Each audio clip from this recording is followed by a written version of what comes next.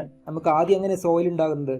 Rock അല്ലെങ്കിൽ stones ഒക്കെ weathering സംഭവിച്ചിട്ട് അല്ലെ, വെതറിങ് എന്ന് പറഞ്ഞ പ്രോസസ്സ് സംഭവിച്ചിട്ടാണ് സോയിൽ ഫോം ചെയ്യുന്നത് അല്ലെ.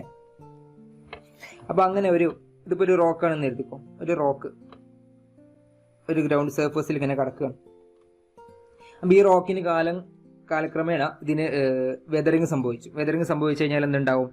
ഇതിന് താഴെ കുറച്ച് ഭാഗം പൊടിയും അല്ലെ, കുറച്ച് ഭാഗം പൊടിഞ്ഞിട്ട് കുറച്ച് സോയിൽ ഇവിടെ തന്നെ കിടക്കും.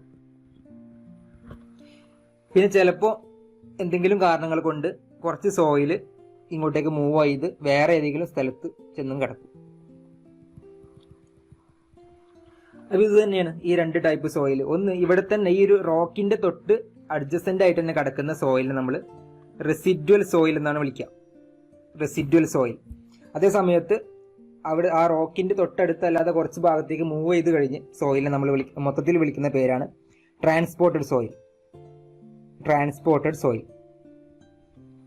ഓക്കെ. അപ്പൊ ഇനി ട്രാൻസ്പോർട്ടഡ് സോയിൽ ട്രാൻസ്പോർട്ട് ചെയ്യപ്പെടാൻ എന്തെങ്കിലും കാരണങ്ങൾ വേണ്ടേ? അല്ലാതെ വെറുതെ അത് മൂവ് ആവില്ലല്ലോ. അപ്പൊ അത്തരം സോയിൽ നമ്മൾ വേറെ വേറെ പേരിലാണ് വിളിക്കുക, ട്രാൻസ്പോർട്ടിങ് ഏജന്റിനെ ബേസ് ചെയ്തിട്ട്. ഇപ്പൊ ട്രാൻസ്പോർട്ടിങ് ഏജന്റുകൾ നമുക്ക് വിൻഡ് ആയിരുന്നു എന്നുണ്ടെങ്കിൽ, വിൻഡ് കാരണമാണ് ആ സോയിൽ മൂവ് ചെയ്യപ്പെടാനുള്ള കാരണം എന്ന് വെച്ചിട്ടുണ്ടെങ്കിൽ അത്തരം സോയിൽ നമ്മൾ വിളിക്കുന്ന പേരാണ് aeolian soil. Okay, aeolian soil. ഇനി അത് വാട്ടർ ആണെന്നുണ്ടെങ്കിൽ, വാട്ടർ ആയിരുന്നു സോയിലിനെ മൂവ് ചെയ്തിട്ടുണ്ടായിരുന്നുണ്ടെങ്കിൽ, അത് റിവർ ആണെന്നുണ്ടെങ്കിൽ, വാട്ടർ റിവറിന്റെ കേസ് ആണെന്നുണ്ടെങ്കിൽ അതിനെ നമ്മൾ വിളിക്കുന്ന പേരാണ് അലൂവിയൽ സോയിൽ.